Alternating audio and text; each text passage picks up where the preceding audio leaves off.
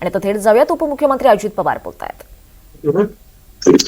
25 तारखेला सोमवारी येणार आहे त्यावेळेस मी आढावा बैठक आताच कलेक्टरांशी पण बोललो. मला मुश्रीफांनी पण विनंती केली आणि आमच्या चीफ आयुक्तांना पण कमिशनर करायला सांगितलं कॉर्पोरेशनच्या. त्यावेळेस येतो त्यावेळेस सगळ्याचा आढावा आपण कोल्हापूरच्या खंडात करतोय. त्याच्या संदर्भातलं बाबा काय काय चाललंय, त्या काही राज्याच्या स्तरावर कुठल्या काही परवानग्या देणं बाकी आहे का, निधीची कुठली काही कमतरता आहे का वगैरे या सगळ्याचा आढावा घेतला जाईल. त्याच्यातनं जे प्रश्न अधिक गतीनं मार्गी लागणं गरजेचं आहे ते लावण्याचा प्रयत्न आम्ही सगळ्या प्रशासनाला विश्वासाची करू. सांगलीमध्ये राष्ट्रवादीच्या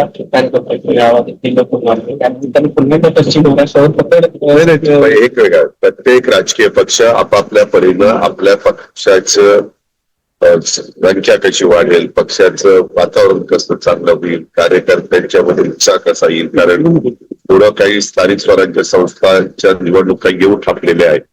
त्याच्यामुळं भाजप त्यांच्या परीनं, शिवसेना त्यांच्या परीनं, आमच्या परीनं, विरोधक त्यांच्या परीनं सगळीजण आपापल्या परीनं प्रयत्न करतायत. शेवटी जनता जनार्दन हे सर्वस्व आहे.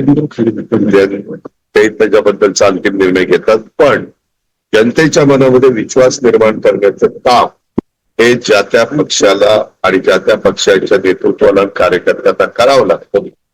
त्या उद्देशाने मी सांगलीमध्ये तो मेळावा घेतला. दादा, विदर्भ मराठवाडा या ठिकाणी पुन्हा पावसानं जोर लावलेला, अनेक ठिकाणी नुकसान झालं. आता रेड अलर्ट महाराष्ट्रातल्या बऱ्याचशा ठिकाणी केलेला आहे. खरं तर मी कालच मराठवाड्यात आपल्या बीडला झेंडावंदनाच्या निमित्तानं गेलेलो होतो.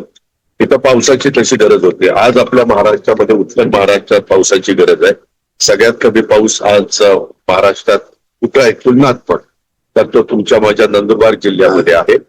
तर तिथं आज पिकं नंदुरबार, धुळे, जळगाव त्या उत्तर महाराष्ट्रातल्या जिल्ह्यांमध्ये शेतकऱ्यांची पिकं पाण्याला आलेली आहे. परंतु मी आत्ताच चौकशी केली तर जळगावमध्ये पण ढगाळ वातावरण आहे आणि एकंदरीतच सगळीकडं हवामानाने असा अंदाज वर्तवलेला आहे की काही ठिकाणी रेड अलर्ट पण आहे, काही ठिकाणी येलो अलर्ट पण आहे. आणि आताचा हा पाऊस बऱ्यापैकी बरीचशी धरणं आता भरलेली आहेत, बरीचशी धरणं ओव्हरफ्लो झालेली आहेत आणि त्याच्यामुळं हा काही ठिकाणी पाऊस शेतीला पूरक आहे, शेतीला उपयोगी आहे.